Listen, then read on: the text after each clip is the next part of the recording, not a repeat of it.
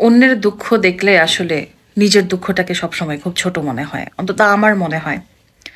আজকে বাসায় ফেরার পথে আমি জ্যামের মধ্যে বসেছিলাম তো সাইডে তাকিয়ে দেখলাম যে এক মা তার বাচ্চাদের জন্য খাবার রান্না করছে।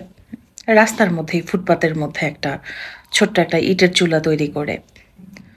তো আমার নিজের একটা ঘর আছে। আমার একটা নিজের রান্নাঘর আছে। আমাকে রাস্তায় রান্না করতে হচ্ছে না। আমার থাকার জন্য একটা ছাদ আছে মাথার উপরে। কত মানুষ পৃথিবীতে বেঁচে আছে মাথার উপরে একটা ছাদ নাই। এই যে ফিলিস্তিনে প্রতিনিয়ত আমাদের মুসলমান ভাই বোনেরা জীবন হাতের মুঠোয় নিয়ে জীবন পার করছে। যেকোনো সময় মৃত্যু হতে পারে। কত মানুষের পৃথিবীতে অভাব অনটন, কত মানুষ বিভিন্ন অসুখে জীবন পার করছে, কত মানুষ বিভিন্ন সমস্যায় জর্জরিত।